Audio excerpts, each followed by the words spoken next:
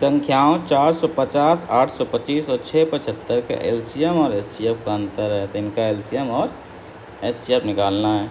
तो संख्याओं के हम क्या करेंगे, गुणनखंड कर लेंगे। 450 है हमारे पास, 825 है और 675 है।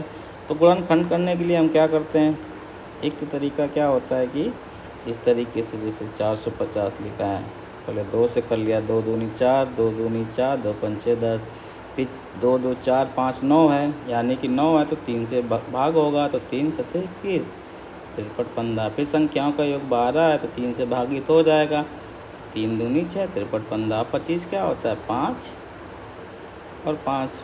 तो इस तरीके से कर सकते हैं। दूसरा तरीका क्या होता है, देखिए यहाँ 50 है, 25 है, 75 है, तो हमेशा 25 से भी भाग होगा, अगर 25 का भाग आता है गुणा तब, वरना हम इस तरीके से ही कर लेंगे। तो देखो 25 का भाग देते देते 25 है तो 25 एकम 25, 45 25 गए 20, तो 25 अट्ठे 200। तो ये हमारे पास 18 कितना होता है, देखिए 18 होता है 9 दूनी 18। तो गुणनखंड में लिखेंगे तो देखो 2 की 1 पावर आएगी, 9 से 3 की 2 पावर हो जाएगी और 25 से 5 की 2 पावर हो जाएगी। ये यहाँ से भी यही आएगा, ठीक है।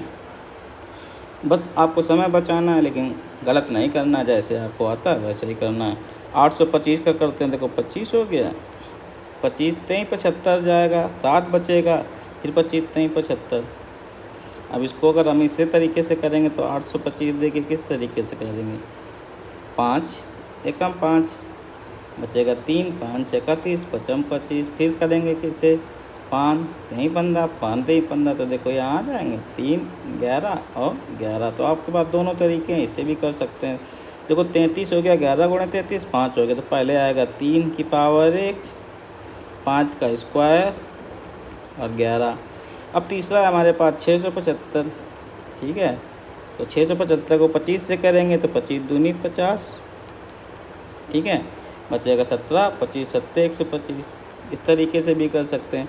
अब यहाँ से देखिए 6 7 12 3 15 है, तो 3 से जाएगा, 3 दूनी 6, 3 दूनी 6, 53 15, 225। देखिए फिर से वापस 225 ये आ गया, तो 225 का गुणनखंड फिर से लिख देते हैं, कौन से, 3 3 5 5, क्योंकि ये आ चुके हैं 225 वाले, तो वापस वहीं आ जाते हैं 225 के, ठीक है ना। 3 3 5 5 यहाँ से आ जाएगा, तो ये हमारे पास देख क्या आ जाएगा, देखिए यही आ जाएगा, 3 का क्यूब आ जाएगा 27, 3 का 25, 5 का स्क्वायर, ये 3 का क्यूब 5 का स्क्वायर। तो अब अगर हम एलसीएम की बात करते हैं और एचसीएफ की बात करते हैं। एलसीएम हमारे पास क्या होता है कि एलसीएम वो संख्या होती है जिसको ये तीनों संख्याएं विभाजित करें।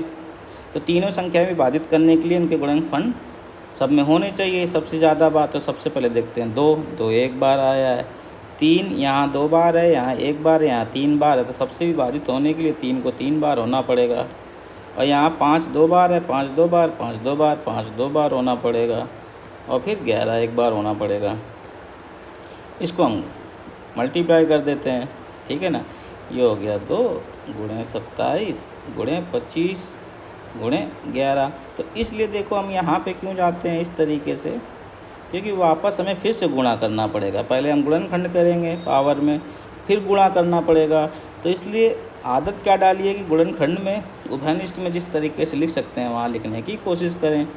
देखो 5 का स्क्वायर किया, 3 का क्यूब किया, फिर से 27 लिखना पड़ा, फिर से 25 लिखना पड़ा, तो पहले गुणा भाग वापस करना पड़ता है। अब मल्टीप्लाई करेंगे, कैसे, 27 दूनी 54 कर लेंगे और गुणे 25 फिर गुणे 11, ठीक है।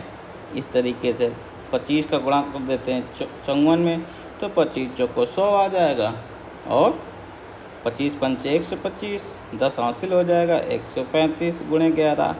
तो इस तरीके से गुणा करने में हमारा समय ज़्यादा चला जाएगा। 11 0 0, 11 25 55 और 11 33 5 38, 11 कम 11 14। तो इस समय को बचाने के लिए ही हम क्या करते हैं, पहले काम करेंगे। नहीं पता है तब भी ये चलेगा, लेकिन हम क्या करेंगे, मोटे मोटे गुणनखंड करने की कोशिश करेंगे ताकि दोबारा गुणा करना ना पड़े।